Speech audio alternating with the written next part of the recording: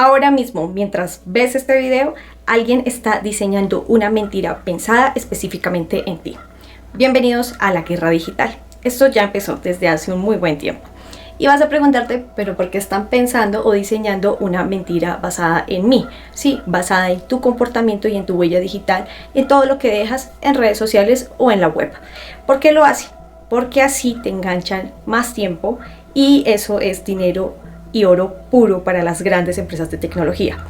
Lo hacen como basándose en lo que buscaste anoche, en lo que compraste la semana vía online, en el tipo de contenido que te hace quedarte más tiempo mirando la pantalla. Así es como funciona hoy en día la guerra cognitiva, sin bombas, sin soldados, sin amenazas directas, y lo van a hacer con tu información, con tus emociones y con tu propio cerebro. Bienvenidos nuevamente a mi canal, mi nombre es Melissa Stefan, especialista en marketing digital y desarrolladora de software, y aquí vamos a hablar sobre educación tecnológica, y creo que es importante tocar este tema para que aprendas cómo funcionan hoy en día las redes sociales, que tengas algo muy claro: el algoritmo no es neutral. Quiero que tengas algo muy claro también, y es que aquí vamos a hablar sobre tecnología, poder, geopolítica y pensamiento crítico, sin ideologías, sin agendas, pero con fuentes reales y con la disposición de incomodarte cuando sea necesario.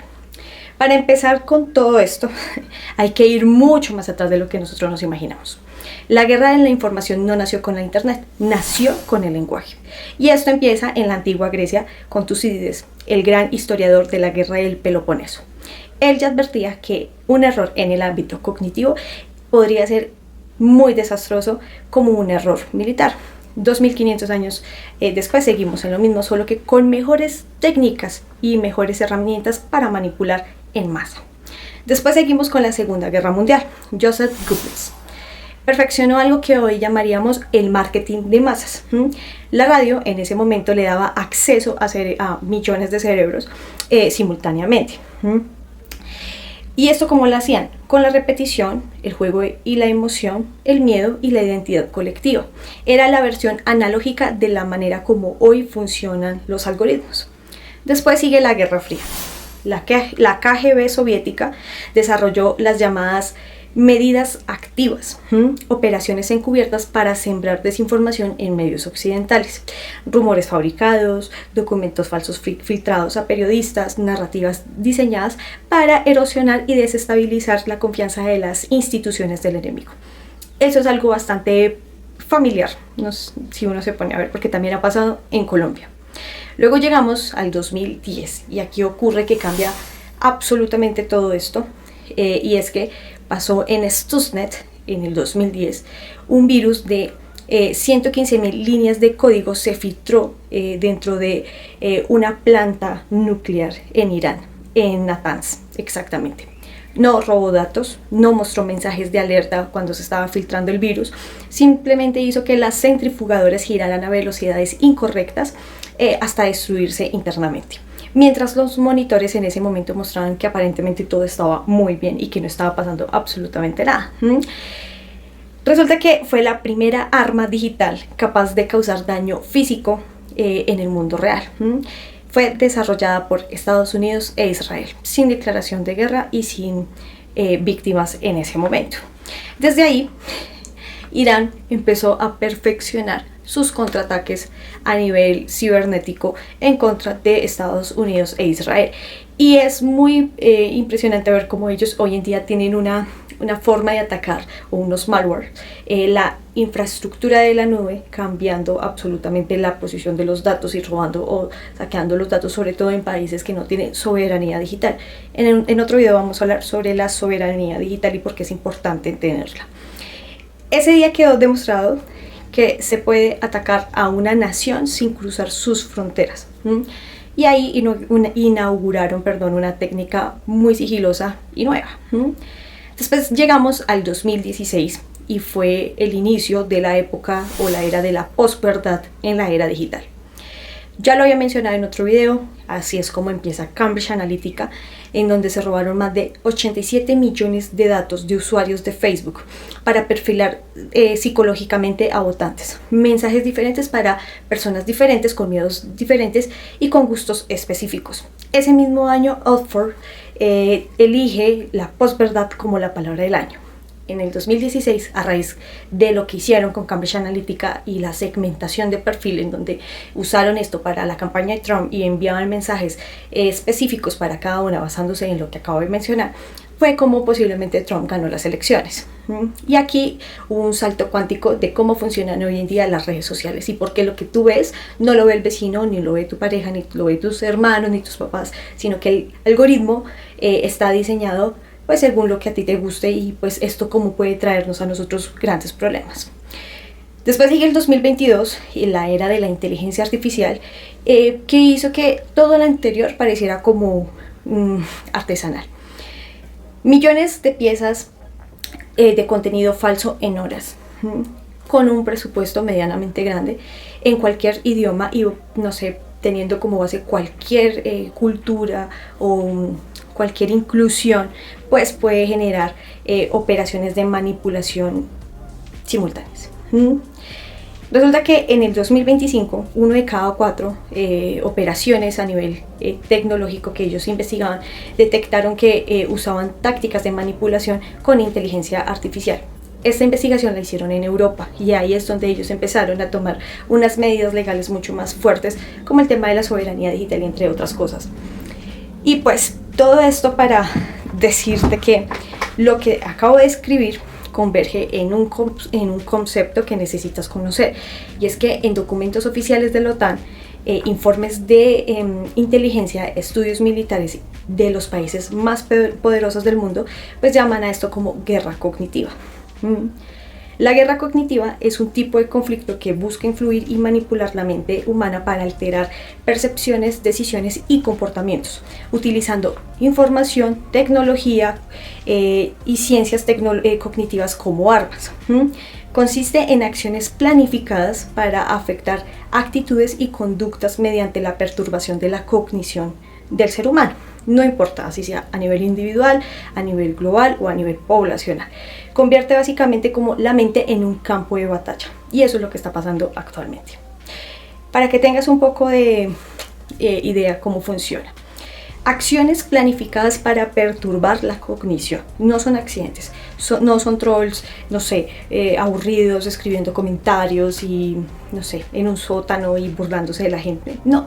Hoy en día son operaciones diseñadas, financiadas y ejecutadas con el objetivo específico de interferir en cómo piensas, cómo recuerdas y cómo decides.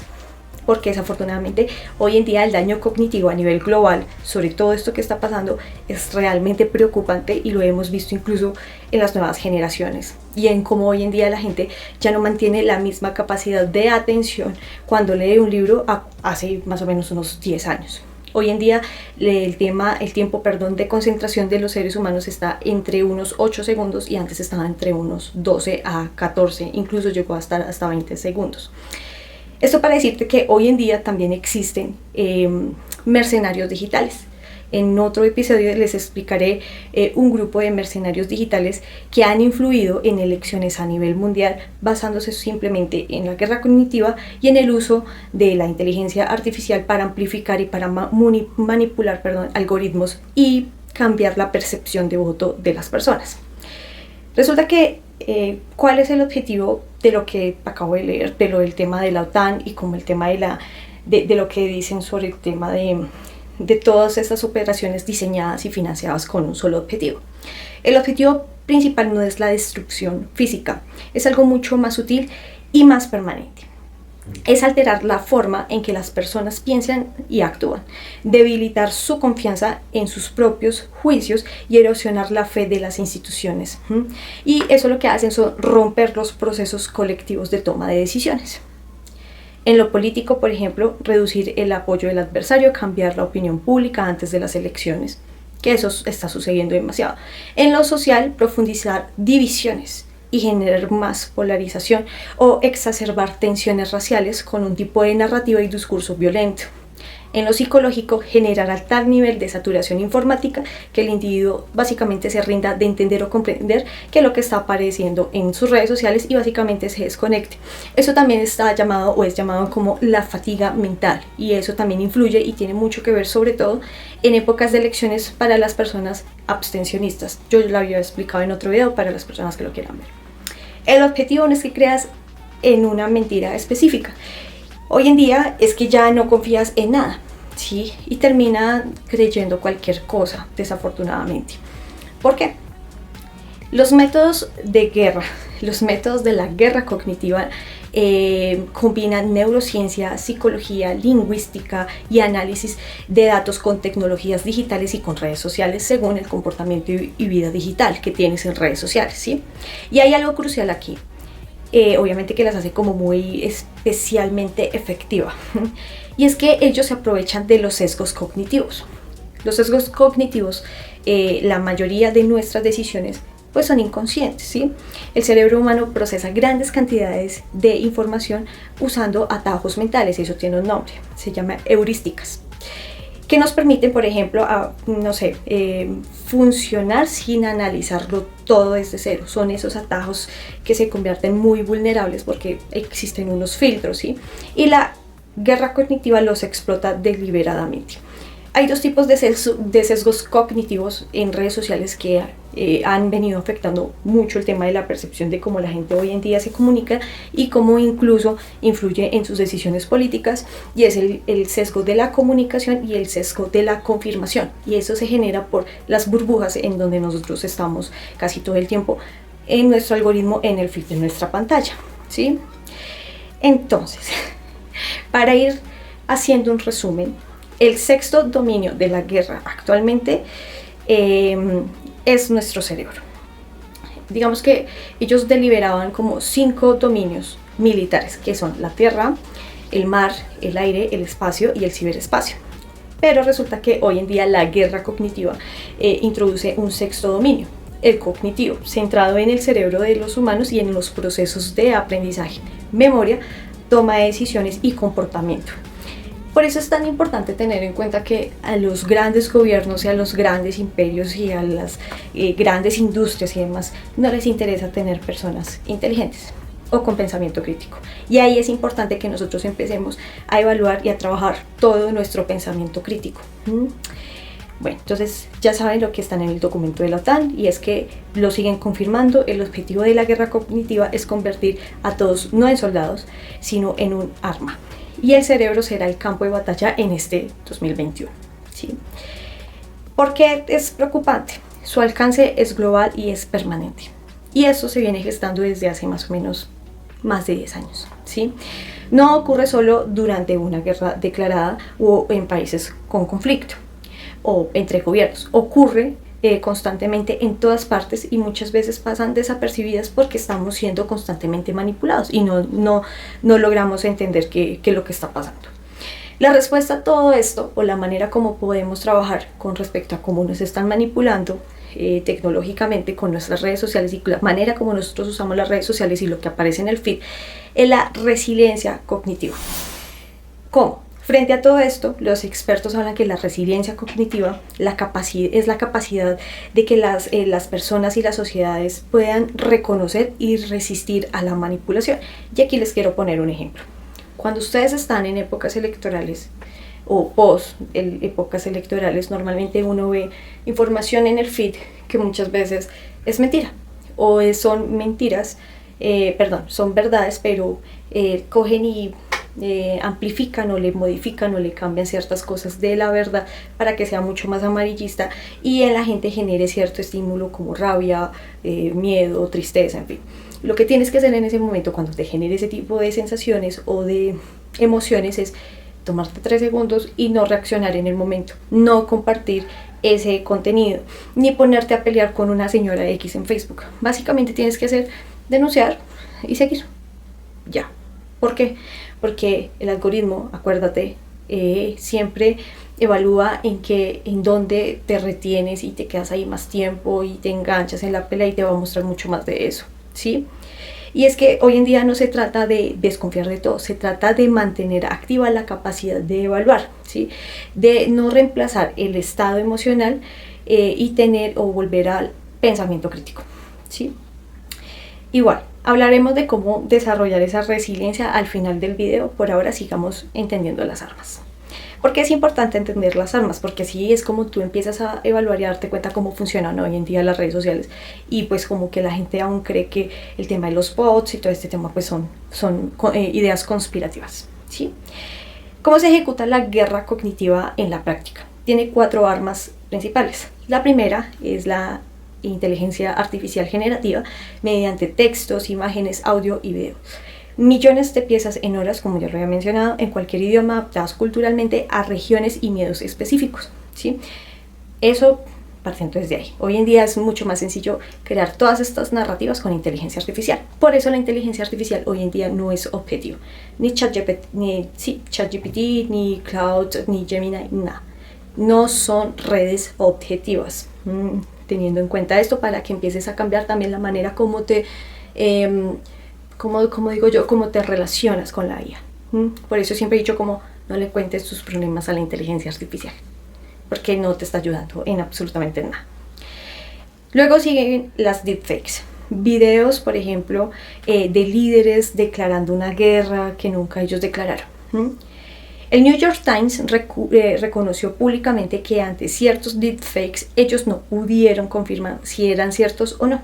Si ellos no pueden, pues qué posibilidad tenemos nosotros cuando no sabemos cómo precisamente desmentir todo esto. Incluso Joe Biden fue víctima, entre comillas, hace unos años de una deepfake generada por inteligencia artificial. Entonces, puede pasar. Después seguimos a las redes de bots. Son miles de cuentas automatizadas, llevan contenido falso a tendencia en horas. Hoy en día, que eso también lo explicaré en otro video, ya no son solo cuentas bots. Ahora generan personas, entre comillas, reales, virtuales durante meses, que tienen un comportamiento como si fueran personas reales. Incluso hasta tienen tarjetas de crédito para que la gente crea que son...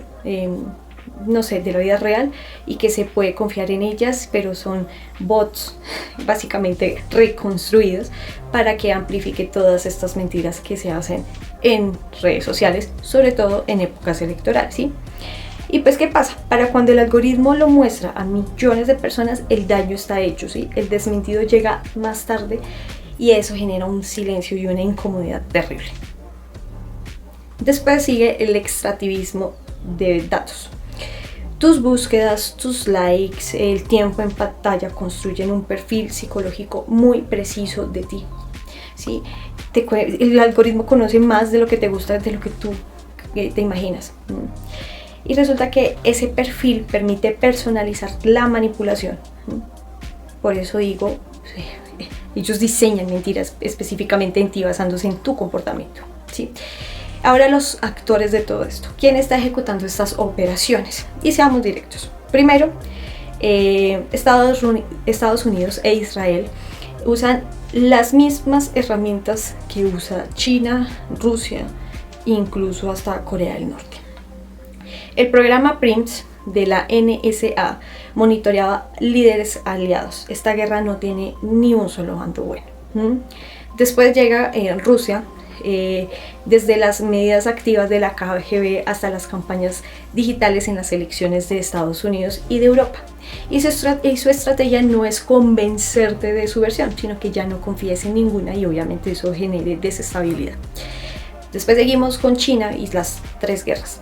Guerra psicológica, guerra de opinión pública, guerra jurídica.